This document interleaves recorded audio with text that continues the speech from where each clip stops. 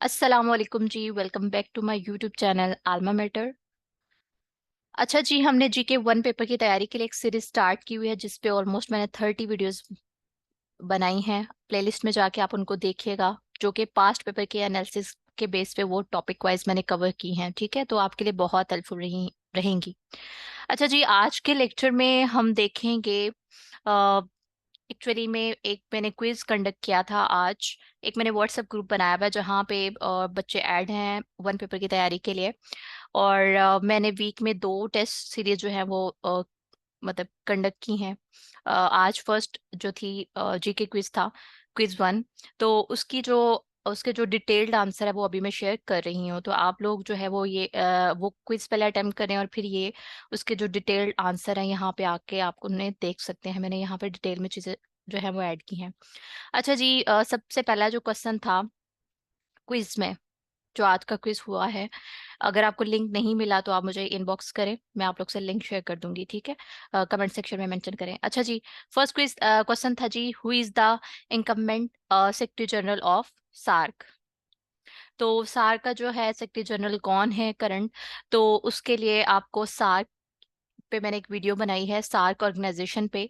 अगर आप प्लेलिस्ट में जाएंगे तो वहां पे भी आपको सार्क से रिलेटेड एक वीडियो मिलेगी, शॉर्ट सी, 5 to 6 मिनट की। उसको आप देखें, आपको सार्क का पता चल जाएगा कब बनी सार्क, सार्क का सेक्रेटरी जनरल कौन है, उसका कौन सा नंबर है, फिर सार्क किस पर्पस के लिए बनाएगी, इसके मेंबर कंट्रीज कौन से हैं। ठीक है, तो ये थोड़ी सी डिटेल है। ये लिंक भी मैंने दे दिया, जाहिर है अभी यहाँ से तो आप एक्सेस नहीं कर पाओगे इस लिंक को।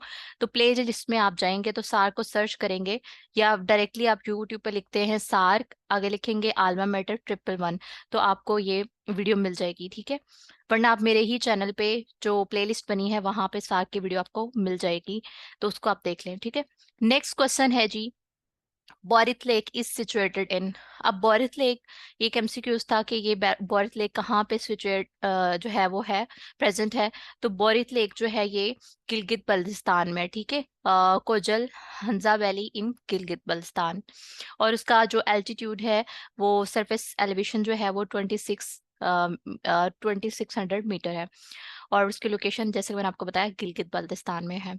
और ये उसका मैंने इमेज यहाँ पे ऐड कर दिया, आप देख लें। नेक्स्ट क्वेश्चन था जी, third one, who discovered electron. तो इलेक्ट्रॉन जो डिस्कवर किए हैं जे थॉमसन ने किए हैं 1897 में। और ये एक इंग्लिश फिजिस्ट थे। और साथ ही साथ जो पॉजिटिव पार्टिकल हैं ये डिस्कवर किए हैं जी यूजेन गोल्डस्टन ने, जो कि जर्मन थे 1898 में। ये वैसे इतना इंपॉर्टेंट नहीं है। बाकी ये प्रोटॉन, न्यूक्लियस, न्यूट्रॉन और इलेक्ट्रॉन का पूछा जाता है कि क्वेश्चन में पूछा जाता है कि इलेक्ट्रॉन किसने डिस्कवर किए, प्रोटॉन किसने डिस्कवर किए, न्यूट्रॉन किसने डिस्कवर किए। तो वो मैंने तीनों यहाँ पे ऐड कर दी हैं, आप इनको देख लीजिएगा कि जे थॉमसन ने इलेक्ट्रॉन का डिस्कवर किए, अर्नेस्ट रदरफोर्ड ने प्रोटॉन और न्यूक्लियस को डिस्कवर किया, और जेम्स चैडविक ने न्यूट्रॉन को डिस्कवर किया 1932 में। ये बहुत इंपॉर्टेंट जो है ये पॉइंट है ये एमसीक्यूज के हवाले से। नेक्स्ट क्वेश्चन था जी, the default name of the newly created MS Word file.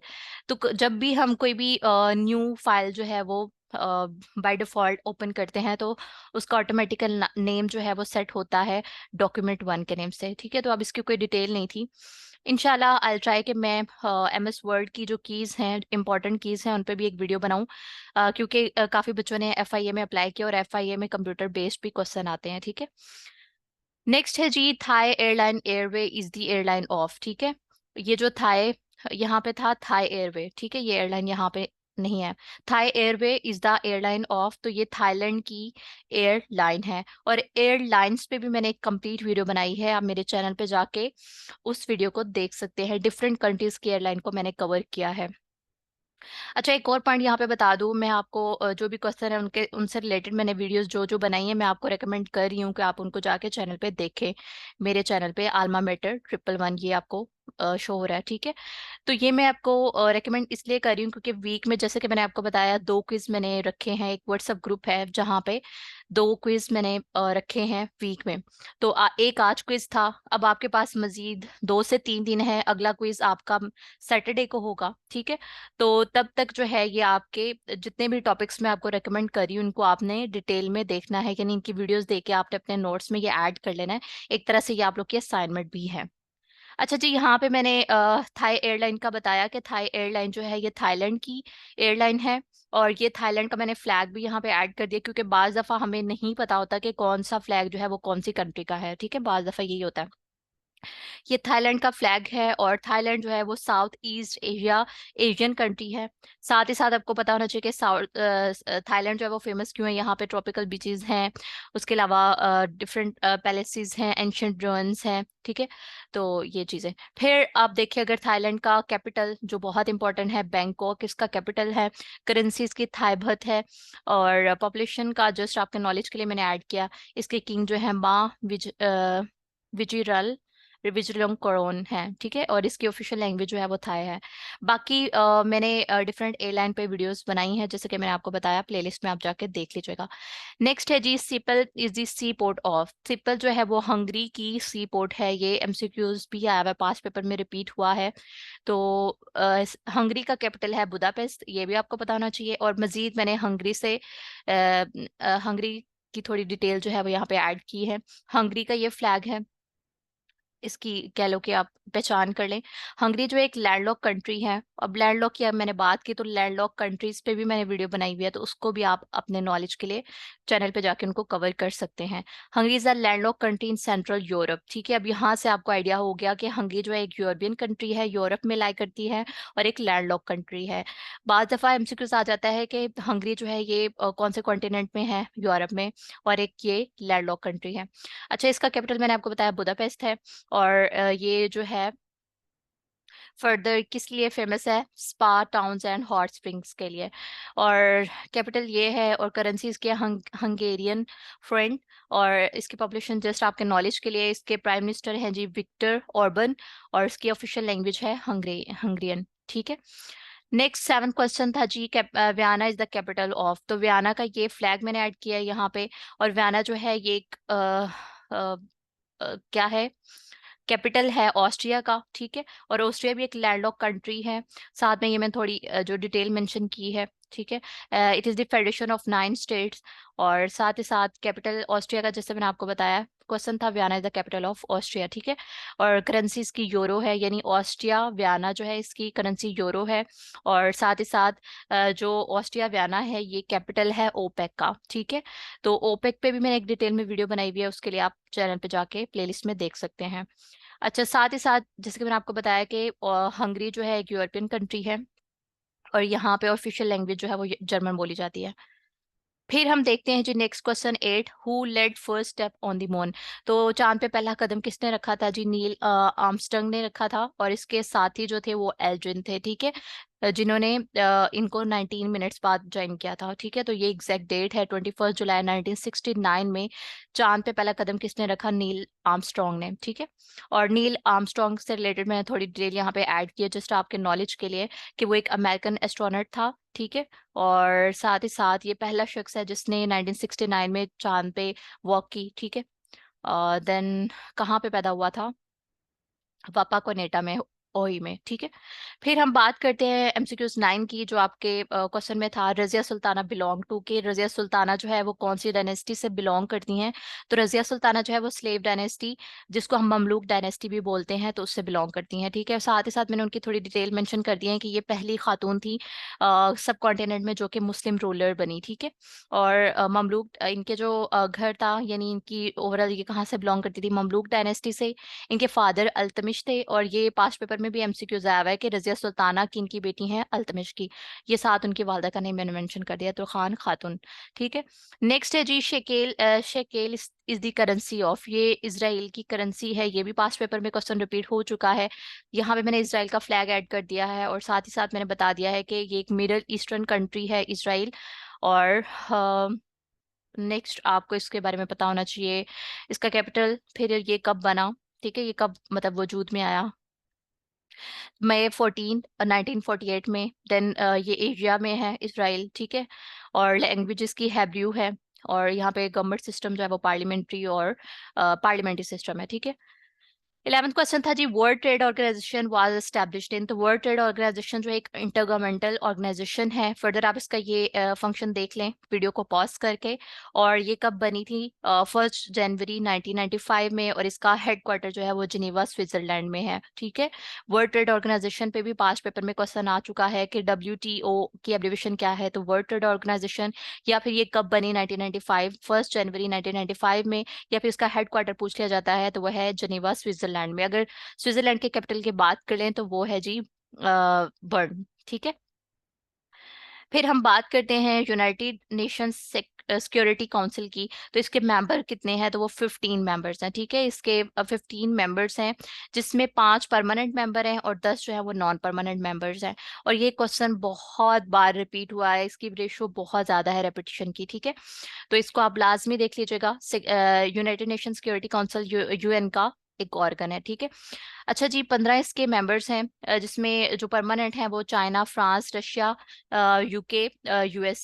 ठीक है, और बाकी नॉन परमानेंट मेंबर्स हैं। ठीक है, जो कि 2 साल के टेन्योर के लिए उनको इलेक्ट किया जाता है बाय जनरल असेंबली।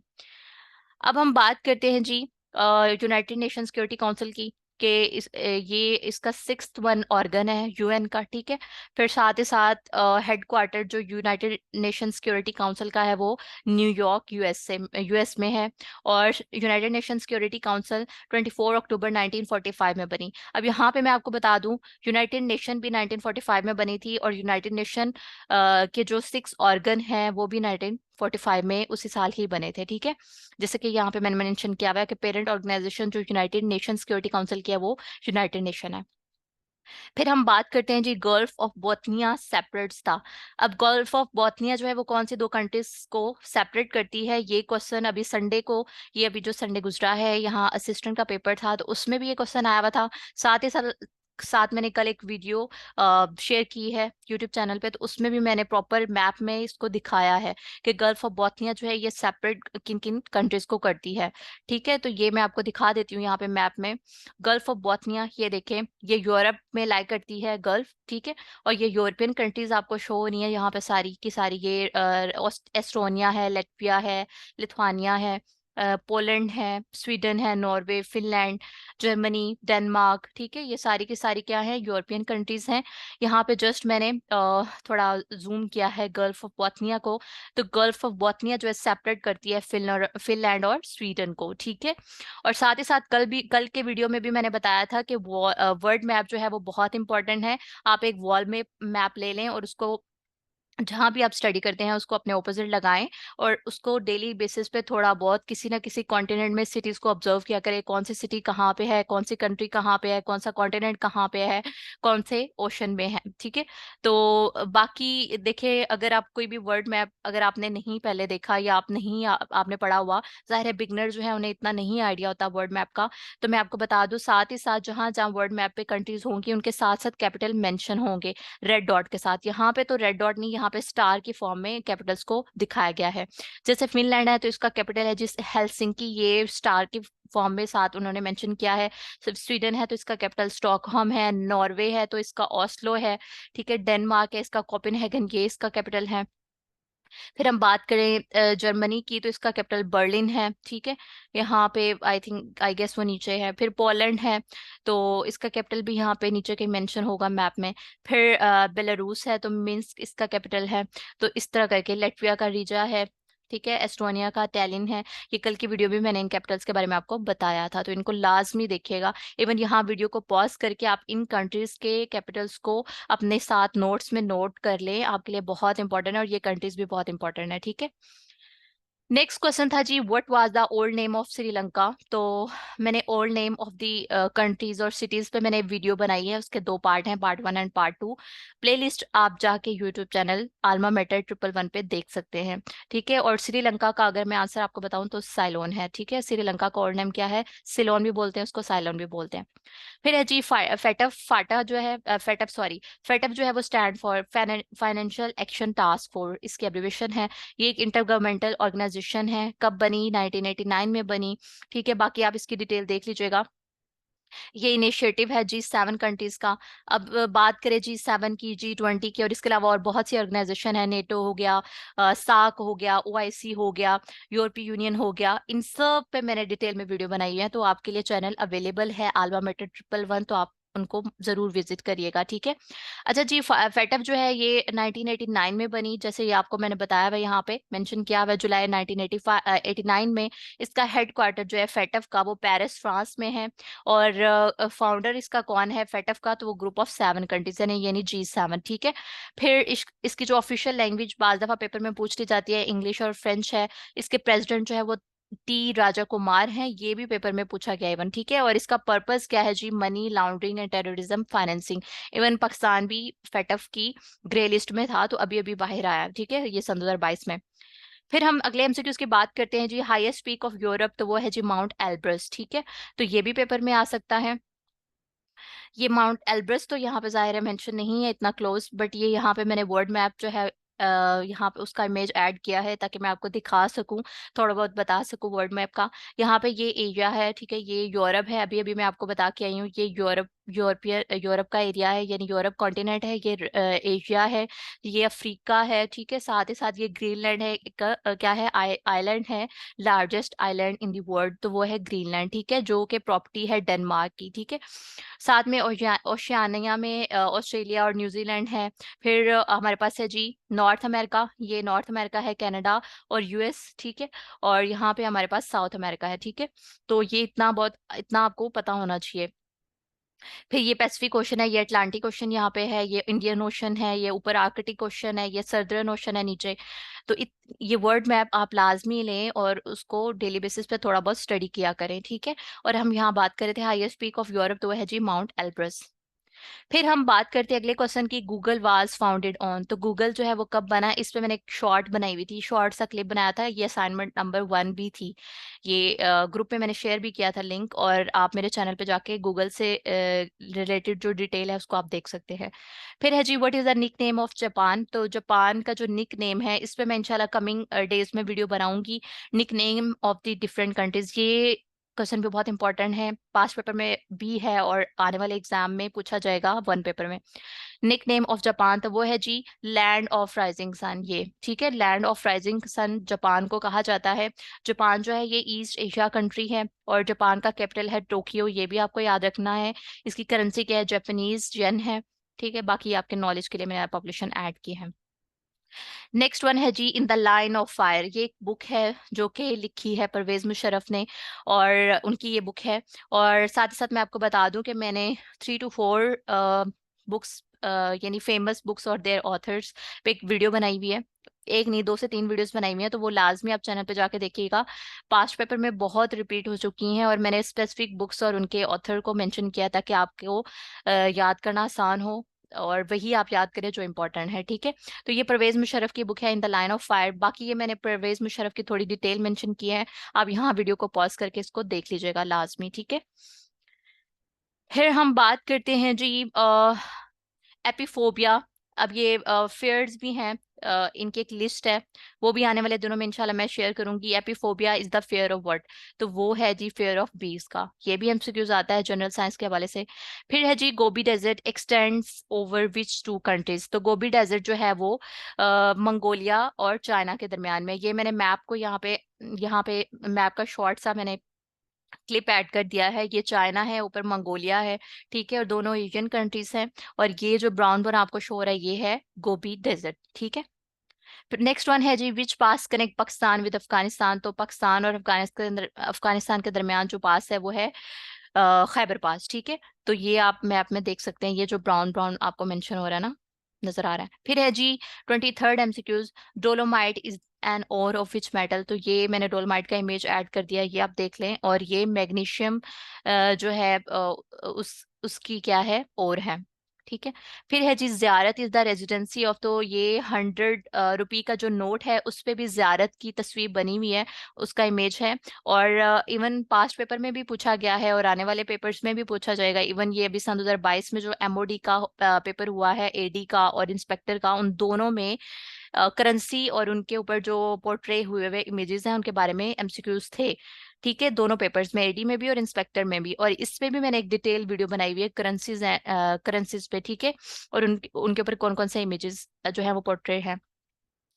तो ये लास्ट में आप वीडियो यूट्यूब चैनल आलमा मेटर 111 पे देख लीजिएगा। और यहाँ पे हमने क्वेश्चन था आपका, ज़ियारत जो है वो रेजिडेंसी है, तो वो कायद अज़म की रेजिडेंसी है जो कि बलूचिस्तान में, ज़ियारत बलूचिस्तान में है। ठीक है, और बाकी ये थोड़ी बहुत मैंने इन्फॉर्मेशन ऐड की है कि वो जो ज़ियारत जो है वो कब बनाई गई थी, 1892 में, ब्रिटिश राज के दौर में। ठीक है, तो ये मैंने साथ में उसका इमेज भी ऐड कर दिया। और लास्ट आपका एमसीक्यूज है आज के दिन का, यानी आपका जो क्विज था उसका लास्ट एमसीक्यूज है, which nun won the Nobel prize for peace in 1979। अच्छा, अब यहाँ पे नन का मे भी आपको आइडिया ना हो, तो जैसे क्रिश्चियंस होते हैं, उनके फादर्स होते हैं, तो जो फीमेल उनकी होती हैं, जो चर्च में रहती हैं फादर के ऑपोजिट, तो वो उनको नन बोलते हैं, जो कि कभी शादी नहीं करती, उनके वो कह लो कि रिलीजन में होता है। ठीक है, तो ये बहुत फेमस है, even current affair, international world जो अफेयर, वर्ल्ड करंट अफेयर है उनमें भी ये क्वेश्चन आया हुआ है। ठीक है, which nun won the Nobel prize for peace in 1979। तो ये आपको पता होना चाहिए, वो है मदर तेरेसा। मदर तेरेसा जो है ये कहाँ पे पैदा हुई थी, स्कोप्जे मैसेडोनिया में। और ये अपनी 18-19 साल की उम्र में ही नन बन गई थी, मतलब इन्होंने चर्च की जिम्मेदारियां संभाली थी। 17 साल इन्होंने इंडिया में काम किया और इनको नोबेल प्राइज भी दिया गया था। ठीक है, और इन्होंने एक रिलीजियस इंस्टीट्यूट बनाया था द मिशनरीज ऑफ चैरिटी के नेम से। ठीक है, जहाँ पे अभी भी काफी लोगों को पनाह दी जाती है, ऐसे बच्चे जिनके माँ बाप नहीं होते। तो आज के लिए इतना ही था, ये आपका क्विज 1 के डिटेल्ड सॉल्यूशन थे। ये डिटेल जो मैंने ऐड की हैं, ये मैंने काफ़ी इस पे टाइम स्पेंड किया है, सर्च किया है, और ये बहुत इंपॉर्टेंट है। अगर आप इन डिटेल्स को साथ साथ अपने क्विज अटेम्प्ट करने के बाद ये डिटेल वीडियो देखोगे तो आपकी बहुत इसमें हेल्प होगी जीके 1 पेपर के हवाले से। ठीक है, साथ ही साथ जो मैंने आपको वीडियोस रेकमेंड की हैं उनको लाजमी देखिएगा, उनको अपने एज ए नोट्स बनाएं, उनको उनको रिवाइज करें। ठीक है, और वीक में 2 टेस्ट होते हैं, तो ये आपके पास बीच में टाइम होता है 2 से 3 दिन का। तो जो मैं आपको वीडियोस रेकमेंड कर रही हूँ उनको लाजमी आप देखिएगा, अपने नोट्स बनाएं, उन्हें तैयार करें। तो इस तरह से आपकी बहुत अच्छे से तैयारी हो जाएगी, कहीं भी आपको सेशन लेने की जरूरत नहीं है और कहीं आपको इतनी फी भरने की जरूरत नहीं है। बाकी मेरे चैनल को सब्सक्राइब कर दीजिएगा, फर्दर इसको शेयर कर दीजिएगा ताकि ज़्यादा से ज़्यादा लोग इससे फ़ायदा उठा सकें। बाकी थैंक यू जी, अल्लाह हाफिज़।